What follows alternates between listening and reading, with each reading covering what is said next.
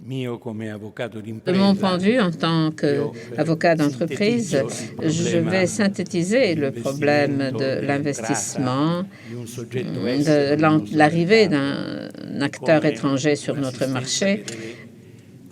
Et notre tâche à nous, c'est d'éliminer les entraves. Nous devons comprendre que quiconque se rend dans un pays étranger se heurtera à des difficultés différentes par rapport au pays d'origine, sans parler des souverainismes. Il y a 20 ans, pendant plus d'un an, j'ai accompagné Sabic. Tout le monde ne connaît pas Sabic, la plus grande entreprise industrielle de l'Arabie saoudite. Celle-ci voulait racheter Eni et nous l'avons aidé pendant un an. Quelles étaient les entraves principales? Cette opération n'a pas abouti pour différentes raisons. Elle n'a pas abouti parce qu'il y a eu l'attaque aux tours jumelles. Sabic avait 20% étaient détenus par la famille Ben Laden. On aurait pu peut-être faire cette opération, mais elle a échoué pour des raisons politiques. Ceci mis à part, la préoccupation principale des Arabes, c'est que maintenant, quand nous arrivons dans les ports italiens, nous allons payer les coûts que la compagnie italienne a évités pendant longtemps. C'était là l'entrave principale. Cela me revient à l'esprit parce que nous vivons un peu la même expérience avec ArcelorMittal. Le gouvernement, après avoir assuré une indemnité pénale, a retiré cette protection, ce bouclier, si vous voulez. Les aspects relatifs au contrat mis à part, ArcelorMittal affirme qu'elle ne peut pas exposer ses cadres à l'emprisonnement, carrément, parce que nous n'avons pas les fonds nécessaires pour réaliser ces opérations, les opérations requises pour assainir l'industrie. C'est un dossier qui a un grand impact sur l'opinion publique et sur le plan international en termes de crédibilité de l'Italie. Première chose, cette question du bouclier n'était pas prévue dans le contrat d'origine. Mais le fait est que nous avons un problème, c'est-à-dire la magistrature.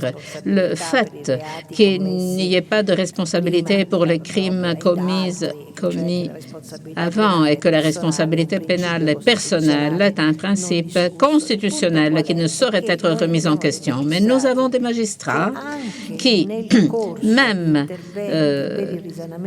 dans le cadre des actions visant l'assainissement environnemental, peuvent intervenir et bloquer les hauts fourneaux et l'entreprise. Et donc, ce bouclier ne visait pas à protéger les managers, mais la continuité de l'activité de l'entreprise, parce que nous avons affaire à une magistrature qui n'arrive pas toujours à bien peser les différents intérêts qui sont en jeu. Ceci pour comprendre, parce que ce serait un paradoxe si, dans un système juridique civil, on pouvait remettre en cause le principe de la responsabilité pénale, personnelle et individuelle. Ceci à des fins de précision. Mais si ces interventions d'assainissement ne sont pas faites, la responsabilité revient à l'administrateur.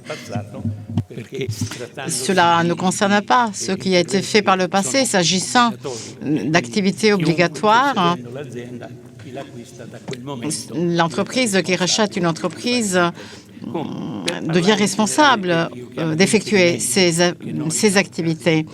Les avocats qui s'occupent d'entreprises interviennent pour réduire la portée de certains obstacles ou de les éliminer. Pour ce qui est de la France, je vois qu'il y a des empêchements, des obstacles subjectifs et objectifs. Le premier empêchement, le premier obstacle subjectif est le suivant. Je dois persuader mes clients français par rapport à deux choses. D'abord, que la situation en Italie est hélas différente par rapport à la France. Tout le monde n'est pas conscient de cela et souvent on n'arrive pas à accepter que la situation est différente. Le deuxième empêchement, le deuxième obstacle est encore plus grave. En Italie, en fin de compte, tout est possible, pense-t-on, et que l'on peut donc ne pas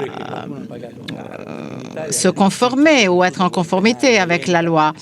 C'est une erreur assez grave parce que tôt ou tard, la justice intervient s'il y a des infractions. Voilà pour ce qui est des obstacles intellectuels ou objectifs. Il faut intervenir auprès de nos clients. En ce qui concerne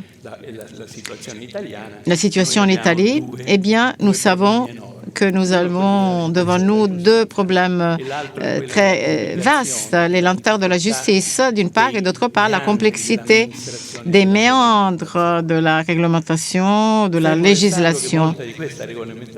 Nous savons qu'une grande partie de ces réglementations viennent de Bruxelles.